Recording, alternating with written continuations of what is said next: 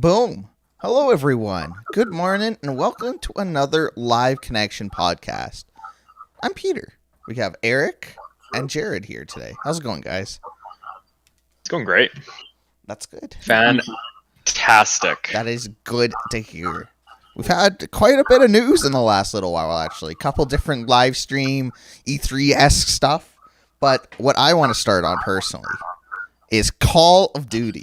The new Cold War game got announced, and whoop-de-doo. I don't really care about that in particular. But what I do care about is their next-gen upgrade process. Because, we've seen lots of different stuff.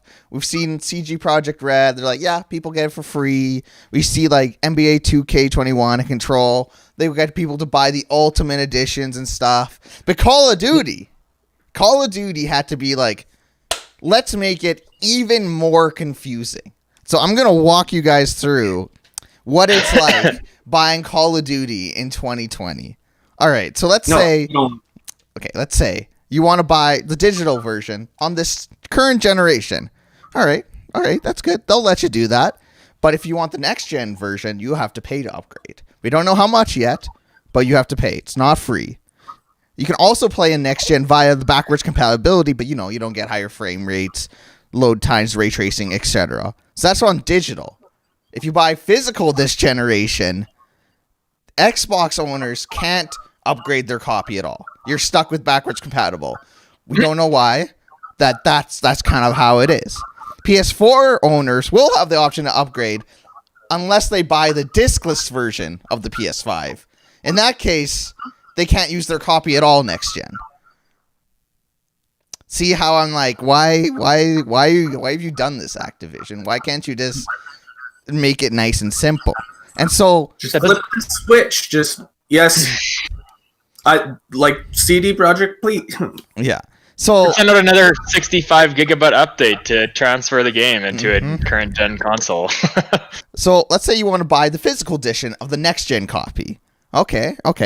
So you do this on PS5. On PS5, you can't play your copy in PS4. Only works on PS5. If you buy it for Xbox, it will work on Xbox One and an Xbox Series X, and you won't have to pay for an upgrade.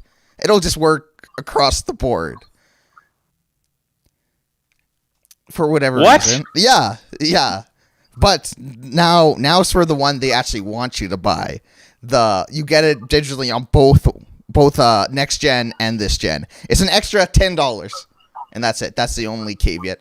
They made that one super simple. They're like, hey, nice and easy. Just pay us extra $10 to get the game here and there. That's it. What? Right? I was I was reading through it am I insane? Do I need to reread this? Am I misunderstanding? But no, I'm not. That's how they decided to make it. Someone thought that was a good idea. Gotta take a reading comprehension test to be able to understand how to go through this process. Yeah, what's the point in that? That's absolutely stupid. I have no idea, but if you want to buy the next Call of Duty, do your research first. You might not be able to play the copy you bought. I don't understand why they can't you're gonna make a ton of money. Games like Call of Duty, you're going to make your money. There's not even a question. Even if it's shit, everyone who plays Call of Duty is still gonna fucking buy your game, right? It does not matter. At least 80% of the people are gonna buy your game that bought it when it was a good Call of Duty. So it's what are you trying to accomplish besides a money grab / just give it for free? If a smaller company, because CD Projekt Red I'd say is smaller than Activision. If a smaller company like them is willing to give it away, because usually smaller companies can't afford to, right? Because they have other expenses to meet. They don't have other sources of income they can necessarily rely on to carry them. But it's Activision has endorsements. They got fucking people everywhere. They got shit. It's why do you need to just give it for free? And it's You're already drawing people in. The games with battle passes, season passes, loot. You're making your money. Don't you worry.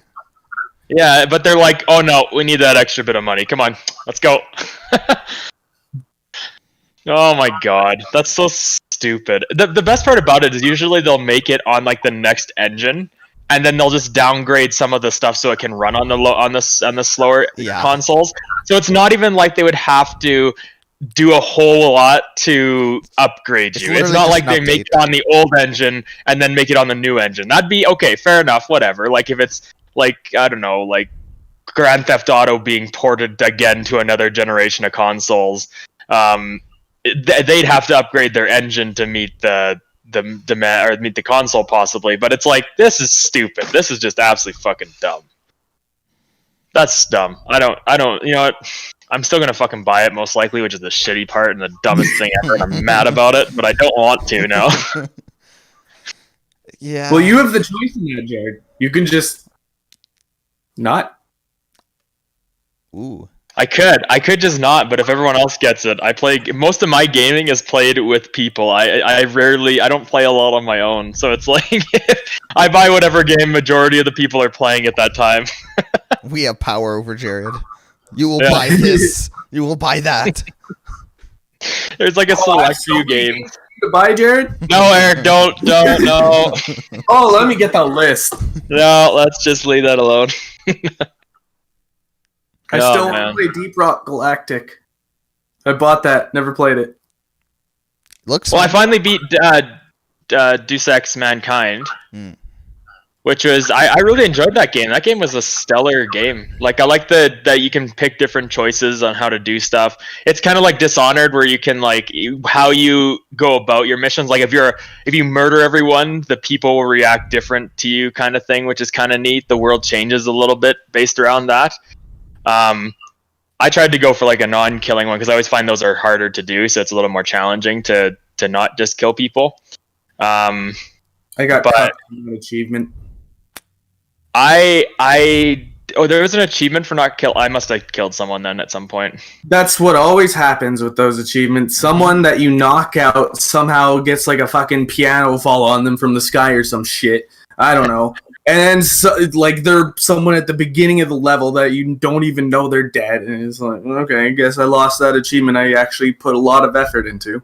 Yeah. That happened to me in the first Dishonored game. I tried to not kill anyone the whole time, and I'm pretty sure what happened is I knocked someone out, and their face must have fell in a pool of water or something, because it said I drowned someone. I even was making like save points throughout just to make sure, okay, if I did kill someone, I could revert my save and like start over again.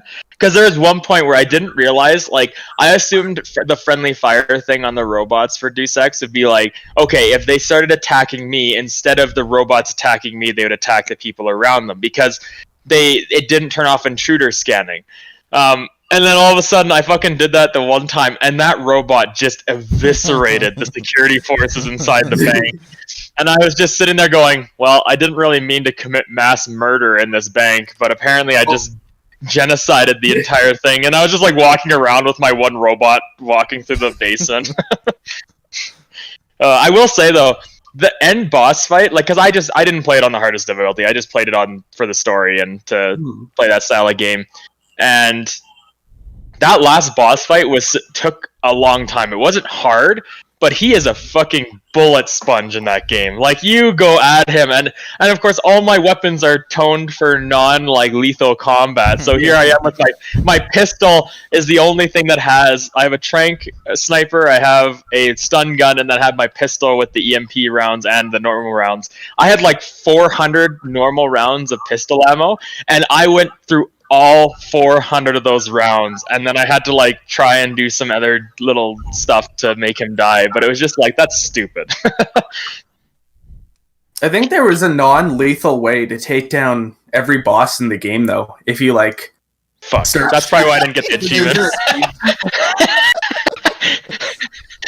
Because I know there's one dude where like you find like a briefcase or something under a desk at some point in the level, and it just this dude has an implant in his head. It's just got the kill switch, so that like when you go see him, you're just like, hey, look at this. He's just like, fuck. And you're good. I know people have been clamoring for a third one, because Square Enix is not even like mentioned or had Yeah. plans or whoever. And I know the voice actor has especially been vocal and been like, "Yeah, it should be nice if these assholes could make us do another game because I really like it. A lot of other people like." It was excellent. Like it appealed to the exact same thing that Dishonored appealed for me, and it was just like that. I like when things you do actually matter. It's not just like, Yeah. oh, I committed genocide, but everyone still thinks I'm a saint. It's perfect. Like I like in Dishonored, the plague gets worse. Like the more people you kill, the worse the plague progresses, and the more like plague rats that show up and stuff like that. That's a neat mechanic because it actually makes the game so much harder if you go through just combat and just kill everyone. Whereas like if you go non-lethal, the game's harder to, it's like slower to get through, but a lot of the stages are not as difficult because there's not a whole bunch of extra shit that you have to deal with along the way. So I don't know. I really enjoy that stuff. I think they should do a third one. It was exciting. That was a really fun game. It's a neat concept with like the augmentations and stuff like that. But I wish I had some of the stuff I had in the final game that I had in the beginning. I might have to go do a new game plus just so I can do more of the hacking and maybe find those non-lethal boss kills because I definitely didn't. The one guy died without me. I didn't kill him, but he got killed because someone fried his chip in his head, which is unfortunate. But no, it's an interesting game. Yeah, I really like the universe that they've set up. And Jensen's like a really cool character. I didn't end up getting into the second game, but I really enjoyed Human Revolution. I found it took me a couple of tries to really get into Mankind Divided. Yeah. But like once I finally did, it paid off. My only problem is the achievement system because you have to like perfect each side quest. There's some you have bullshit there, yeah. Yeah, you have to do like a specific order of events, which really like took away from the choose your adventure type aspect if you want to go for achievements. Yeah. But that's it. Otherwise, it was a really great game. I found the same thing as you, Eric, where the first time I played it on Game Pass and then it left Game Pass and it was cheap without Game Pass, right? Like it was like $5 for me to buy it because of the discount with Game Pass. And it was I played it in Game Pass because you recommended I buy it because I was kind of sad that it went off it because I just played like the prologue and whatever. So I did the prologue and I bought it. And then I played maybe like an hour, and then I kind of lost interest in it for a little bit. I took a break, and then I was looking through my games the other day, and I was like, oh, I should go back and play it. It's just give it a little more of a chance because I was in a world that I didn't really understand. Like it was almost open world, but there's a lot of side quests right in the beginning. They kind of throw at you, and it's like, okay, what do I need to do, and what don't I need to do? So when I went back and played it, I was the same way. It took me a bit to get back into it, but once I was into it, I played through and I was enjoying every time I went back to it. So I think it's just one of those games for sure. I never played the first one. Maybe I'll have to go back and check it out. I'd say it's actually superior to the second one, or I think that's what most people say. Just in terms of story, at least. The gameplay progressed perfectly, but the story was really cool in the first one. Yeah, no, it's good, and it's like, well, and that kind of brings us to what I was going to bring up in the podcast anyways, talking about Dragon Age, because they released some photos of the world of Dragon Age and stuff like that for Dragon Age 4. And I mean, I really enjoyed Inquisition, because Inquisition was very similar, again, where it's that choice-based. But I mean, you're talking about a company that did stuff like Mass Effect, where choices did matter and stuff like that. And Anthem. And well... Unfortunately. Aren't they doing some sort of update for Anthem? Or they talked about they're trying their best to save the game. That's what they're trying to do. Yeah, Anthem 2.0. I'm you know what, I will say this, like I have the game on EA Access. If it comes out, I'll give it a try. Like I'll give it a genuine try. I didn't play it. I based my views off of it, which can always be a bad thing, but I based it off other people. Like Peter, I know you tested out the first Anthem just briefly, and you said it wasn't good. Or you said it was fine, but it was just like there wasn't enough to do in it. It was just kind of... Well, I only played like maybe an hour just to kind of feel how it was to play it and stuff. It was mediocre. It was fine. Yeah. I'm sure Yeah, the flying looks fun. The flying was fun. That looked nice. So I think when the 2.0 comes out, I'll give it a genuine try just to see. Like maybe they do save the game. It happens. Like sometimes when they have a bad launch, they do save the game. But I mean, I feel like the fact that they didn't just start trying to push out small little updates, they actually are taking the time to push out a big update to try and fix it is a little bit more promising.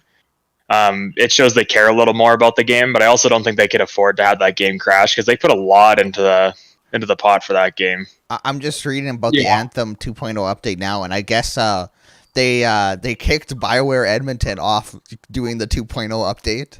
They have someone else, BioWare Austin, working on that now, and now BioWare Edmonton's working on Dragon Age 4. We'll see. But that's because BioWare Edmonton's BioWare proper. They're the good ones. Didn't BioWare Edmonton, weren't they the ones anyways that worked on the Dragon Age Inquisition and stuff like that? So weren't they? I want to say so. Because I know that like that game was good. I really enjoyed that story. Like they had a good. The choices in it were actually pretty diverse, which was unique. Usually they make it relatively linear for Dragon Age games. But that one opened it up a little bit. I found, at least with Dragon Age 1 and 2, I found they were pushed you in a direction. But Dragon Age Inquisition allowed you to be a little more free. I found there were some good character options for Dragon Age 1 and 2, because you could pretty much, like, I remember you would decide at the end of 1 who the king or like the monarch would be. And if you like transferred your save file, that would be like, I think, fairly important in the next game. I remember there's actually some really cool. I love games like that. That's one of the things that I really loved about Mass Effect was that it's like you could literally do every game your choices carried over into the next game, and it could impact pretty drastically. Like from Mass Effect 1, if you kill Rex, and then in Mass Effect 2 you go to get the Krogans to, or basically do what's Okir's dude there. The Krogan you're allies with in Mass Effect 2. What's his name? Grunt. Oh, Grunt. yeah. When you go to do Grunt's like becoming of an adult as a Krogan, it becomes a lot harder to convince them to allow you to do stuff because you killed Rex and they know about it. Whereas if you save Rex, it's so much easier. He literally just walks you to the thing, and everyone's on your side, and everyone's like, "Yay, Shepard, go Shepard!" I love when games do that, and I think that's one of the things that really appeals to me about Dragon Age and Mass Effect, and I mean some of the others too. I don't know if they did that for Deuce of X. I don't think so. Did it matter what your choices were in the first game? I think there was I think it did. Yeah, there's a few things that carried over. See, to me, that's the best. I love when games do that. It adds to the experience. Just Googling Mass Effect. Apparently, in the last day, there's lots of rumors that they're announcing a remaster of the trilogy. Hey, that'd be exciting. That'd be cool. I will. Let me rephrase that. I will be excited if they're remastering it like they're redoing the graphics and patching up some stuff. Because otherwise, they already have the games released. Why are you remastering them if you're not going to do anything to them? I would say unless they go all out for it again, remove the multiplayer aspect from Mass Effect 3 and make it easier to get that green ending. Or don't remove it, but just remove its reliance. Like keep it, because it was actually a fun multiplayer to do. Like Eric, me and you did it for a while there, and it was a lot of fun. It was challenging on some of those levels when we did it on harder difficulties. But I would just say go all in or take it out. Yeah, I agree. But yeah, if they don't do, like, I'm kind of thinking like Mass Effect 1 almost needs like a full revamp. Like it should look and run smooth like the third one at least, or run smoother like Andromeda. Like, yes, the pastelliness was kind of annoying in Andromeda, but the game still ran smoothly with the combat systems. So I'm hoping they kind of make it run better a little bit, especially Mass Effect 1, because those controls, that was a struggle to play that after not have played it originally. Like I played on the Mass Effect 2 and I played Mass Effect 3 on PS3 when they released those finally, and they ported them. And then when I came to Xbox One, I was like, oh yes, I have access to Mass Effect 1. Loved the story. I hated every minute of using that clunky control system to fucking do anything. So that'd be my thing. Is like, if they're not going to make it worth it, then just don't do it. Like, just yeah. But I'd be excited. I'd get it if they did a good job of it. Looking at the games that EA has coming out for the rest of the year, it's pretty much just like Star Wars Squadrons, then the sports games, and that's it. So it wouldn't surprise me if they announced like a remaster or something just to kind of help fill the holiday slot. Yeah, because that's pretty low for EA. That's a low lineup for EA. I am excited for that Star Wars Squadron. It did look pretty fun. I think I don't know how much of a longevity it has as a game. I think it'd be like one of those, you play through the story once and then you're pretty much good. Maybe play a little bit of multiplayer. It depends how good they make it. Like, it looked good, but I could see them making it fairly competitive. Yeah, like if done right. Because I think it's just like 4-on-4 or something. It's not huge. It's like, just looking at it, there's 2 multiplayer modes, up to 10 player like deathmatch, and then fleet battles where you're trying to capture or destroy enemy flagships. Yeah, you essentially progress through lines. They were talking about that during Gamescom there, where it's like you'll first start out where you're facing the other fighters, just fighter on fighter, and whoever wins that fight, you progress into their zone, and then you just kind of progress, and it's like a defense battle back and forth. So it's whoever wins that round, it kind of pushes in a different direction. Strategy. So like they actually have like the potential to be long ass games depending on how they do them and depending how good the players are. But it looks interesting because I've played some of the other Star Wars games that were just like flight games that all you were was a pilot, and they were pretty fun. They had good stories, surprisingly. I've never played any of them. The best one, I guess, would be Battlefront 2, where you could fly into the dude's ships and then like get out and take it out from inside. That was everyone's strategy. Fucking destroy the flagship. Let the pilots do everything else, because the flight in that game was so hard to kill things in. It wasn't. I'd say it depends on the ship. It depends on the ship that you were in. Like, if you were in any of the ships that, like, you'd have to be in the ones that one shot did so much damage, because you'd miss like everything and then you get one, and then it'd be like miss like everything, get one, and you finally kill it. You know why, Bomber? You ain't doing shit. No. Well, even with like the new Star Wars Squadrons game, like, I'm always concerned about the controls in like those flight types of games. It's always just so complex, especially with the controller. So as long as they do that well. I heard I think it's Ace Combat Sky 7 or whatever. The one on Game Pass? Yeah, I've heard that's actually like a really, really good game, and that's all about flying, and I think even the control schemes are supposedly really good. I think it's just, it takes a little bit to get used to. It's like a Battlefield flying where it's complicated, but if you can do it, you can do some crazy shit. I'd say they just need to have a couple different control schemes. Have a simple one for people who just want to fucking fly, and then have the more complex one for people who are really into those flight simulator-esque games. I wish we had Flight Simulator on the Xbox. It's coming. I don't know. Shit. I thought it was just going to be a PC exclusive. No, it's going to be a Series X exclusive. Okay, for consoles. All right. Is that so cool that they're flying into Hurricane Laura or Tropical Storm Laura now? And they're just like checking it out and being like, what the fuck? Some bad shit over there. No, there's a few good announcements at Gamescom. I found it was decent. I mean, it's 4 days, isn't it? Like, there's still stuff going on today, isn't there? I think there's PlayStation stuff going on. I want stuff from Nintendo. I feel like there hasn't really been a lot from them for a while. I'm not going to be one of those people that's like, give us a Nintendo Direct! But I just want like a little like... I mean, there's been rumors of the Mario like 3D remakes for the 35th anniversary or whatever, where people are saying it's going to have 64, Sunshine, and Galaxy. Like, if that's true, just give us a little taste, a little love. Yeah. There's also rumors of a new Switch upgrade, like It's not rumors; it's confirmed.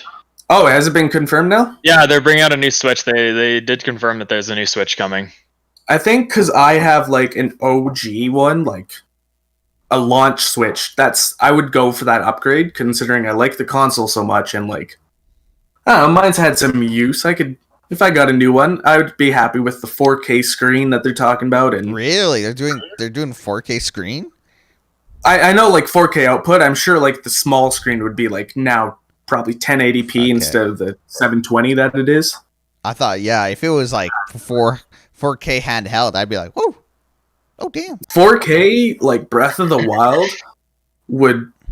Oh, the colors would be pretty. Yeah, that's really what it comes down to, right? Is like it just allows a larger range of colors to be used on the screen, which makes games look a lot prettier. Because like I had this discussion with someone, and I was like, your eyes can't see 4K. Your eyes can see 1080. That is our optic receptors. That is the max they can see. But 4K just opens up the color palette that they can have show up on the screen, which is really pretty. Yeah, like I think Nintendo would be perfect for that because stuff like Mario Odyssey and Breath of the Wild and Splatoon, like Nintendo does stuff that other game companies just aren't capable of somehow. Like their fucking fuzzy textures look so good, and I want to see that shit in 4K. I want to see Nintendo at like the pinnacle, at the peak of their game for like visual quality. Well, I started playing Pokemon Sword again. Got into it a little bit here. I play like an hour or so here and there when I have a chance. I'm thinking about once I'm done it, I might look into getting either a Mario game because I really enjoyed Mario on Super Nintendo. Like that was one of my favorite games to ever play on, was Mario on Super Nintendo. I don't think I'll get Mario Maker. I think I'll just get like one of the Mario games they released. Yeah, they got Mario U on the Switch, which that's really good. So I'm gonna look into it. I also was looking at Breath of the Wild, but I'm just playing it by ear. You know, the times, COVID times, financials need to be smart. I don't know if I forget if you like the XCOM games much, but Mario plus Rabbids goes on sale really frequently if you've never played that. And it goes like, it's usually $80. It goes on sale for like 20, and that's honestly I'd say one of my favorite games on the Switch. It's phenomenal. Yeah, no, I've beaten both XCOMs. I really enjoyed them. They're fun. Yeah, so I'd say give that a shot if you wanted for like a tactical, easy to play game.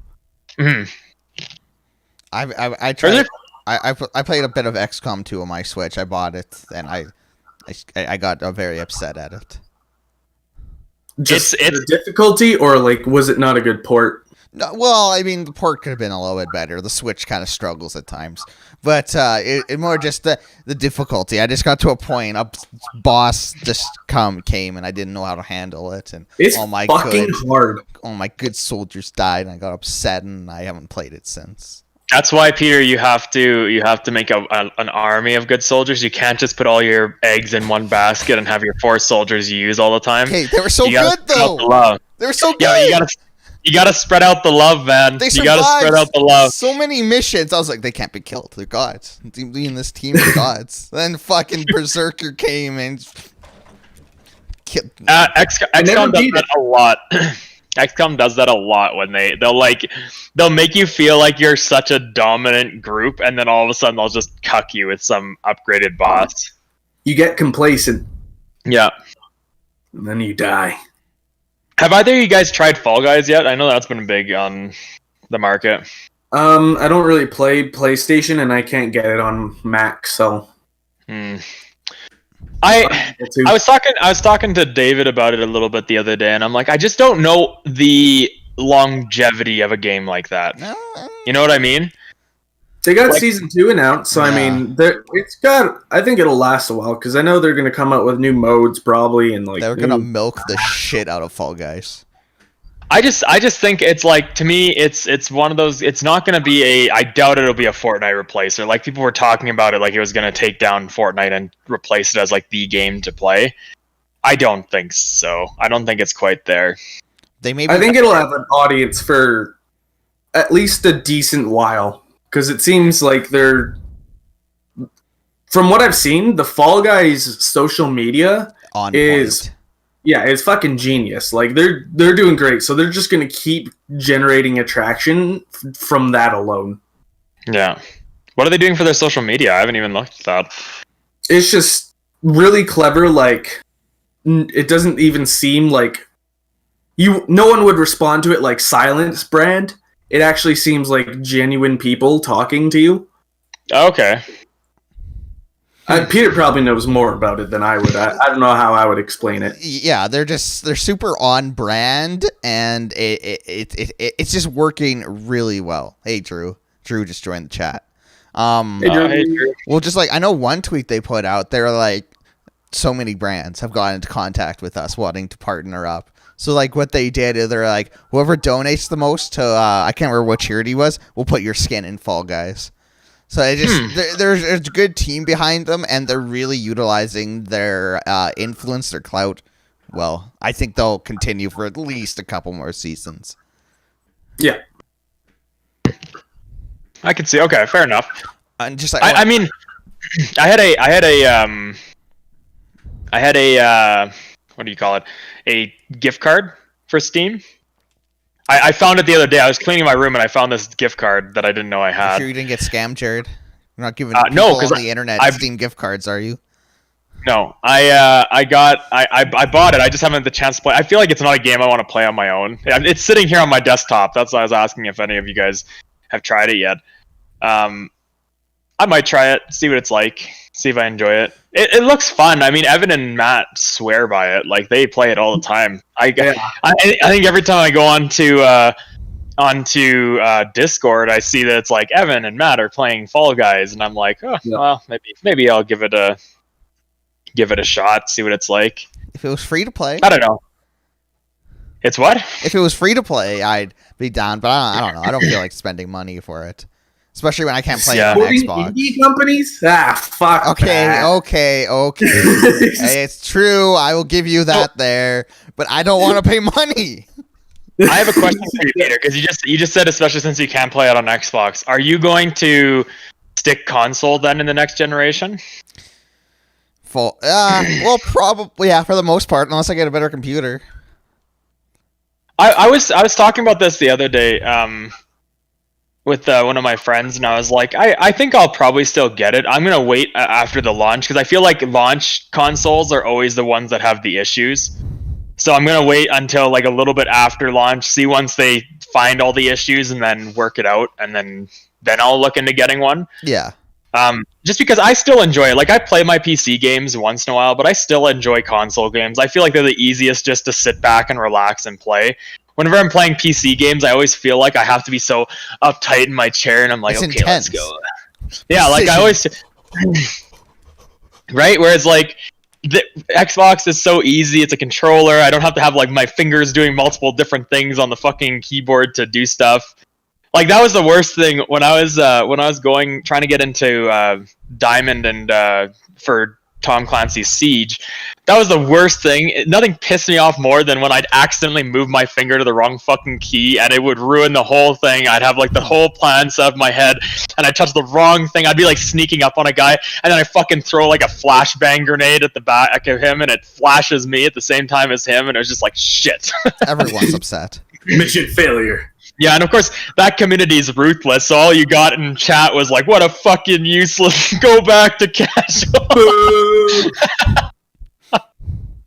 So, I don't know, the console looks promising. Like, it looks like a baseline PC, the specs do anyways. I'll be a guinea pig, and I'll get it as soon as possible. Okay. I'll get a beefy warranty if possible. Like, I'll get the beefiest one that they got, just so... You know, if there are any problems, I can just be like, hey, give me a new one. I do appreciate, and I'll say this for both PlayStation and Xbox, is that this year's designs, although both designs are kind of meh, like they're not the most appealing designs, at least they were worried more about performance than they were about actual, like, look. Because to me, I'd rather a console that, you know, has good airflow, doesn't crash, doesn't overheat, and loud works. As fuck. Yeah, and isn't loud as fuck and works, then I care about what it looks like. I really don't give a shit what it looks like. I'm not thick though. Yeah, but I mean, if you look at the GameCube, again, it's the same width as the GameCube. Oh, God. I still like the Series X design because I remember people when the one came out, they were basically just like that's a fucking VCR. That's a satellite right there. Like, what the fuck is that? Because it's just a brick, big metal. So I don't know. I kind of like that it's just a tower-ish design, and it looks sleek enough. I don't know. Yeah, they did a good jankiness of the PS5, in my opinion. Yeah, they made it look sleek, even though it's a little more bulky. Like, it just looks, the edges are sharp. The design, I don't know, it looks appealing to me. I don't mind it at all. I'm gonna grumble about but I'm also used to looking at my PC, and my PC is a lot bulkier, a lot squarer, and so I don't really care. Whereas Peter's got a little tiny mini VCR that he uses as a PC that has a okay CPU, a very Why okay are you CPU. attacking me? Why are you attacking me right now? Because you attack everything that Eric and I talk about, so it's time that we fought back. Hey. I love you, computer. You've done me a lot of good. That's not what I hear behind the scenes.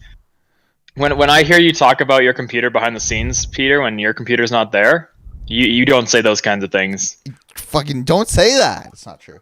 Go back to what, like 10 minutes ago on the podcast where you're like, if I had a new PC, a better PC, I would play games. Well, yeah, because I can't stream and play games. I don't do a lot of you watch yourself.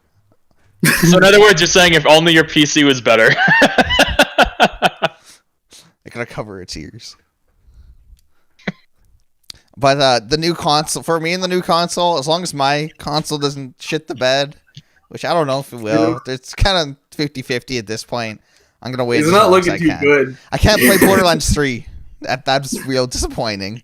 All that DLC is gonna go unplayed. Is that why can't you play it? Why? Screen, do you think? I don't know. I definitely thought about that.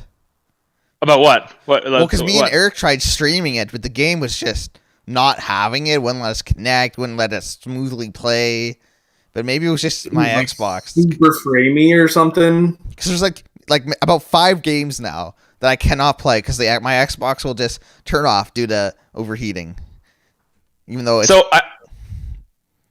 just to clarify, the new Xbox allows you to play everything, right? Like Xbox 360, Xbox One, Xbox One X, all the way up till Series X next gen games, right? Yes, I believe so. Yeah, and they're literally allowing you to just put your profile onto the new Xbox, and then your games are there.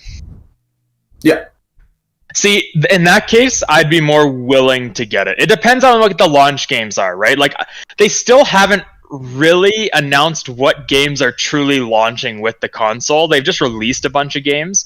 They've had a few. They've had a few games that they were like, "Oh, these games are going to come out around the same time as the console." But it's like, I want to know what their launch games are, because if all they're going to do is play your other games, I think I'll wait until they have more games on it so that it's worth it a little more, bang for my buck. Well, but I just want to see what their launch line is. Like, PlayStation's apparently supposed to be announcing their launch games. Like, Spider-Man's supposed to be launch game. There's a few others they announced were launch games. And Xbox, I haven't heard really anything about launch games for them. At least, yeah, I don't really know. On their social media, I haven't seen anything. Like, I follow them I follow both of them, and PlayStation and Xbox are going out very different routes. On how they're announcing their stuff. Well, that's why I don't think Microsoft really cares all too much if people buy the new console.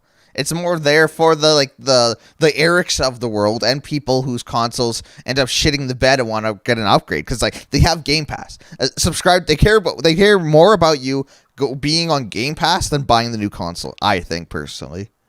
Well, that's the draw to Xbox, right? Mm-hmm. Is Game Pass, because Game Pass. No offense to PlayStation Plus, but it really doesn't have an edge on Game Pass. Game Pass is a far superior program. So, and not to mention, if you do have PC, you can take games on Game Pass that are Windows compatible and just put them right on your PC. Like, I've done that with Ark. Ark is one of the games that I now have on both my PC and my Xbox. Nice. and you can play like there's just so many good benefits to Game Pass that PlayStation Plus just doesn't have. But I mean, that's also the advantage of being a computer company like Microsoft that can not only have their game console, but they can quite easily port to PC because they have big rights in the industry, whereas Sony doesn't have as much in that industry. Actually, speaking of like Sony and PC, I was just reading the news this morning looking for topics, and I guess Sony's like bringing more first-party games to PC because like they've already brought Death Stranding. That's what it is. Death Stranding and Horizon Zero Dawn to PC. And I guess they want. Oh right, yeah. They realize that like the people playing PC, they're gonna stick with PC. That's what they like. So they're kind of meeting them halfway by bringing some games to PC now, which I think is very interesting. I think that's because of like Microsoft and how much they're aggressively targeting it now. The only thing I will say for Sony that I think might be a mistake there is yes, Sony will make money, but they're going to void their console. Like Xbox has been doing that forever. Like they've been doing the PC port side forever. Like everything, it was like when all the games were released, it was always like PC or Xbox, PC, Xbox, PC, Xbox. I think like the only reason people are buying the Sony PlayStation is because of its exclusives. Like the exclusives on PlayStation are really like right now in the last generation have been stellar. So it's just like if they port those to PC, why would someone buy a PlayStation when they could just buy a PC and play both Xbox games and PlayStation games? Why would you get the extra middleman and get a PlayStation? See, what I think they're going to do is I think they're almost going to like stay a generation behind on PC. I think they'll focus on doing all the PS4 games on all the PS4 games on PC and then keep all the PS5 games there. It's almost like timed exclusivity. Yeah, it'll all depend on how good their exclusives continue to be. Yeah. If the PlayStation exclusives don't continue to really dominate, then they're going to lose that whole draw to it. But it'd be interesting. Like I think nowadays you just see so much. I find a lot of the companies that are producing games exclusively for Xbox seem to be rushing them, and I think that you see a lot of the PlayStation ones, like they're releasing polished games. There hasn't been a lot of PlayStation exclusives that have had backlash to being like incomplete games or just bad quality games. Whereas a lot of the there's been quite a few times where games have been released and it's just like, well, this is kind of crappy quality or it's not there. But I was also curious when Xbox One came out, that generation was kind of shaky for Microsoft anyways. They were kind of releasing games, but they were like, we'll focus more on things like Game Pass and stuff like that. I'm curious if in this generation, Microsoft's going to focus a lot on pushing exclusives as well as their Game Pass, because they have Game Pass established. They no longer need to establish anything else for Game Pass. It is there. People know about it. Almost everyone has it. Like you're better to have the Xbox Ultimate than you are to have anything else. Like it's the best deal for what you're getting. So I wonder if this generation they're going to look more into being like, okay, maybe they pushed off their exclusives, a lot of them, to port more for the newest console coming out instead of worrying so much on Xbox One if they were going to have a ton of exclusives that were super high end, because it could have just that would be a marketing strategy, right? They were marketing their specific thing. Their goal was to make Game Pass big. Okay, Game Pass is big. Now let's push our exclusives that we've been allowing time to develop for our next generation engine, so that they can now produce games that are the same quality standard that Sony has been flaunting for the last couple years, right? So I think there's some possibility for some really really well done exclusives to be coming to Xbox in the next generation console, just because they don't need to push Game Pass anymore. Like they've already established it, so it's not something they need to make big anymore because it already is. So yeah, now they have so many studios under it too. If like half of them can come up with like high quality games every year, then I think they'd be flying. I think they'd be just fine. Yeah, I'm with you on that one. I still will stick with Xbox. I know there's some cool exclusives on PlayStation, but I have all my stuff is on Xbox now. There's really no point in me switching back over to PlayStation. because it just doesn't make a difference to me. Like a lot of all my gaming, most of my friends have Xbox, so why am I gonna go buy a console that I'll be back to what I was like with the PS3, where you guys are all like, "Oh, look at us on our Xbox 360s having fun playing together," and I'm like, "Yeah, guys, I'm over here crying myself to sleep playing my PlayStation. Don't worry, I have Final Fantasy. We're good." I got Killzone. Anyone else got Killzone? I will say, and this might just be because I played it first. I think I enjoyed Resistance better than I did Halo, and I think that's just because I played it first. Probably. And it might just be more like a subconscious like spitefulness towards everyone that had Halo when I didn't. It sounds like it's pretty conscious, spiteful hate. Fuck you guys. You're pretty aware of it. Oh man, no, I'm looking forward to. I'm interested to see what's coming out with the next gen. Like they have an engine now that can support high quality graphics, high end gameplay. So ray tracing. Yeah. So I'm really excited to see, because I feel like, again, I don't think the Xbox One console was a big enough gap between 360 or One and X and One X to make it worth it. I think that was just like another, to me, a money grab. It's kind of like PlayStation 5 Pro is another money grab, or PlayStation 4 Pro, sorry, is a money grab and stuff like that. This is more so where I think they were trying to get to with Xbox One, and now they've actually made it there with Xbox Series X for like what they have in it. Like, it's powerful. Like, they have fucking insane power in that thing. I don't know. I think their intended direction from Xbox One to Series X has definitely been like, yeah, TV. People are gonna love connecting their satellites to the console. Oh, people hate it. Oh, people hate the Kinect. Okay, let's 180. Let's go this way. Yeah, gaming. We're back to gaming. We're here. I'm excited. I'm excited to see what comes up with gaming in the next year or so. It'd be interesting to see what people are coming out with, especially companies that have been relatively quiet as of recently and haven't really voiced what they're doing. It'd be interesting to see more on that. Yeah, I just can't wait for Cyberpunk. Once that comes out, I'm just gonna isolate myself and play. I honestly think I will. I think I will get the next gen console before I'll buy Cyberpunk. But I don't think I'll get it for free. No, I get the upgrade for free, but to me, I want to have the experience of playing this game. As hyped as they've made it, I want to play it at its best point. Like, I don't want to play it at a reduced capacity for that game. I want to play it at its best. I don't want anything.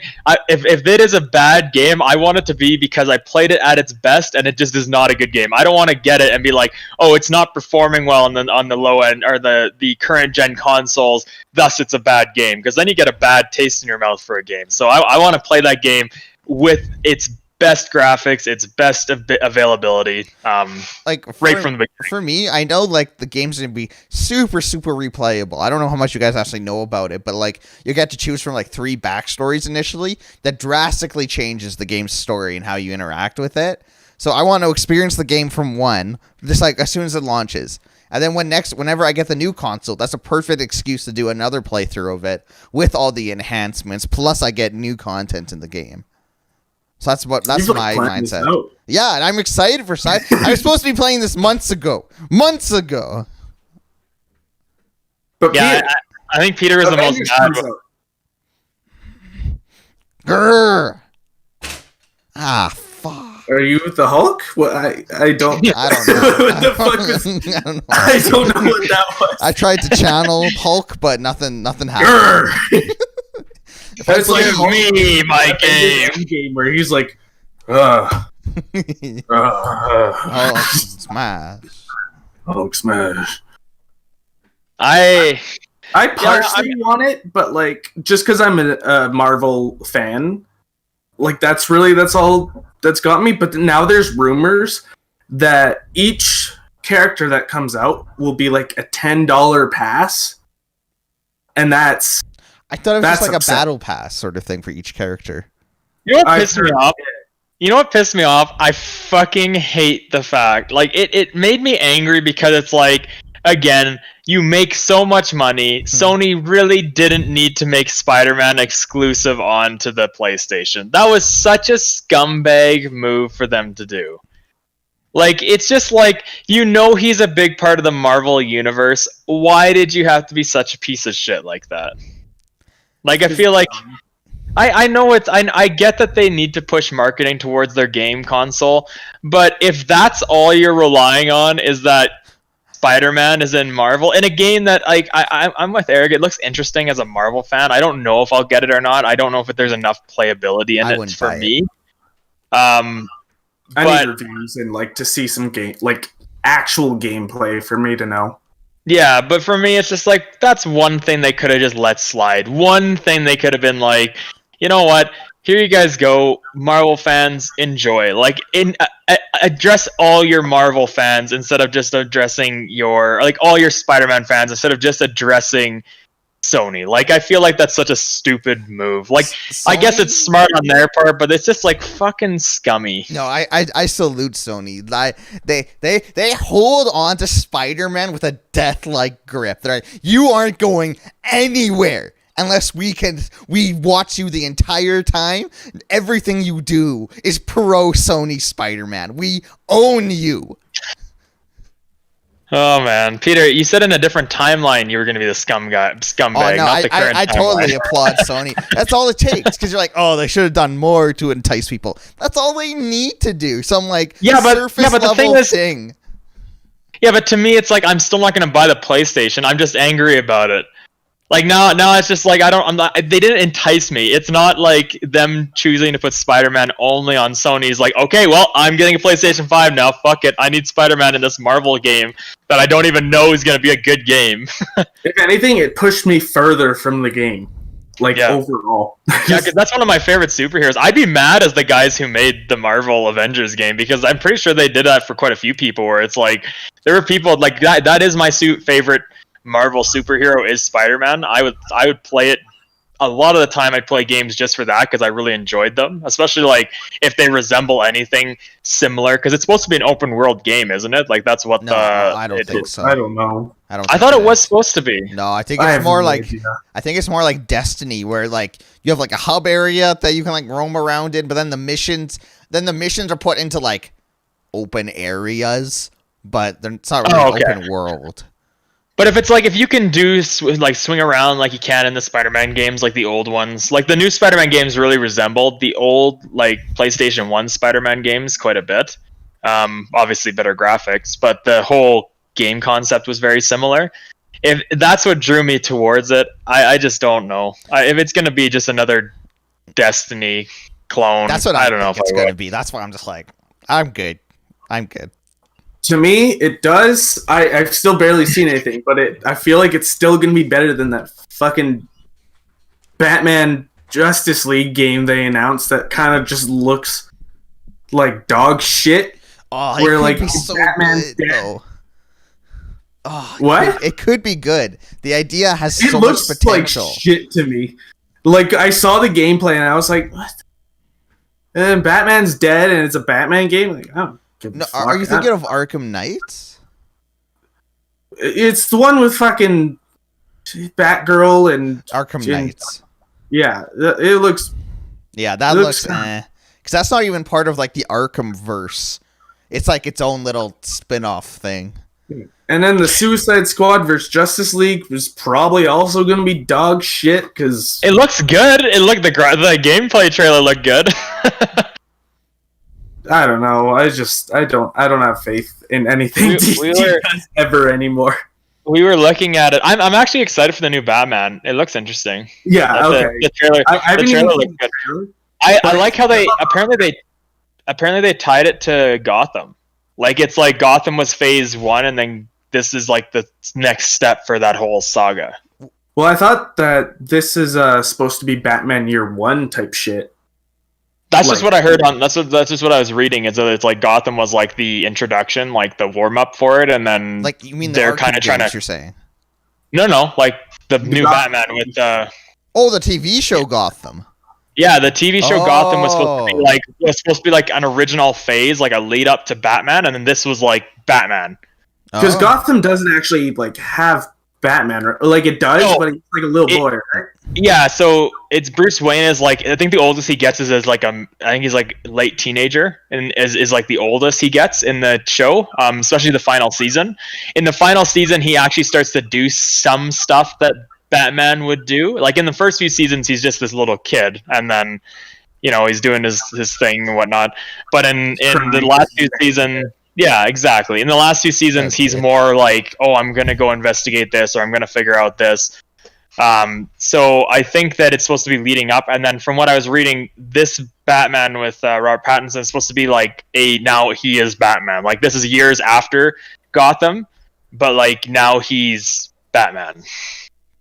Yeah, I think I have heard that it's supposed to follow the Year One comics, like storyline, which I think that's exciting because Batman Begins kind of follows that, but also not really. It jumps around a lot. Yeah, no, I'm interested to see how it goes. Like the trailers looked good, so I mean, I'm not pushed away from it. I feel like Robert Pattinson's gotten bad reputation for one movie, and people don't know that he's acted in other movies that he's been good in. So I feel like that's also something where people are like, ooh, well, I see Batman, but you've seen The Lighthouse, and you know how good of an actor he can be. Yeah, and he was Cedric Diggory. I mean, come on. How does that translate to Batman, though? Because Cedric was in a turmoil, Peter. Cedric went against conflict. He didn't. Fucking Batman could be Flipendo. Did you say Flipendo? That's what they do. They cast spells. That's a Harry Potter spell. I'm not joking. You're a fucking idiot. No, you're a dummy. You want me to fucking Google it? Chugan Blugan Blah. Flipendo. It's a knockback jinx, guys, from Harry Potter.